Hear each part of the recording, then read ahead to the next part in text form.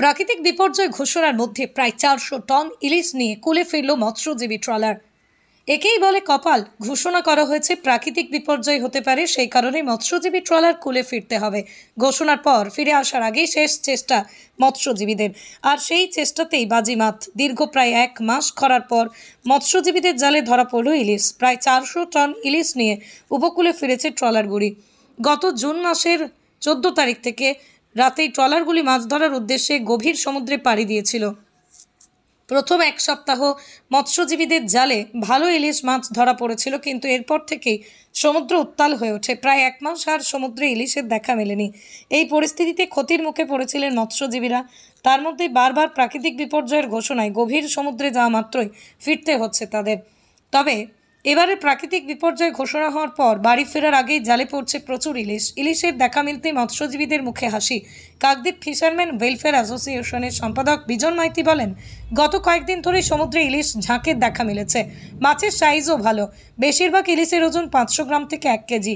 দীর্ঘ প্রায় 4 বছর ধরে সমুদ্রে এরূপ মাছের ঝাঁক দেখা যায়নি। এই মাছ সব এলাকার মৎস্যজীবীরাই পেয়েছেন। ইলিশের দামও ভালো রয়েছে। তবে এখন দুর্যোগপূর্ণ আবহাওয়া থাকার কারণে 24 থেকে 28 তারিখ পর্যন্ত সমুদ্রে মাছ ধরার উপর নিষেধাজ্ঞা জারি করা হয়েছে। দুর্যোগ কেটে গেলে ভালো মাছ পাওয়ার সম্ভাবনা রয়েছে, কারণ এখন সমুদ্রে ইলিশ হওয়ার অনুকূল পরিবেশ রয়েছে। আরও বলেন, গতকাল পর্যন্ত সমস্ত ট্রলার প্রায় কুলে ফিরেছে। তবে এখনও পর্যন্ত সেইভাবে প্রাকৃতিক বিপর্যয় দেখা যায়নি। আগামী 2-1 দিনের মধ্যেই ট্রলারগুলি আবারও গভীর সমুদ্রের উদ্দেশ্যে রওনা দেবে। আশা করা যাচ্ছে এবার ফিরলে প্রচুর রূপালী শস্য নিয়ে ফিরবে।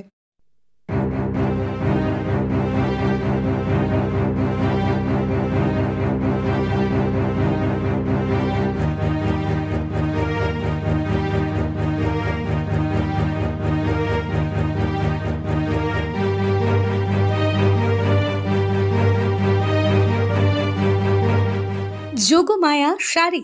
এখানে সিল্ক, বেনারসি, হ্যান্ডলুম, তাঁত, যাবতীয় শাড়ি সম্পূর্ণ নিজস্ব তৈরি। আমাদের ঠিকানা মতিগঞ্জের পাশে সেনকো গোল্ডের বিপরীত রাস্তা, শান্তিপুর, নদিয়া।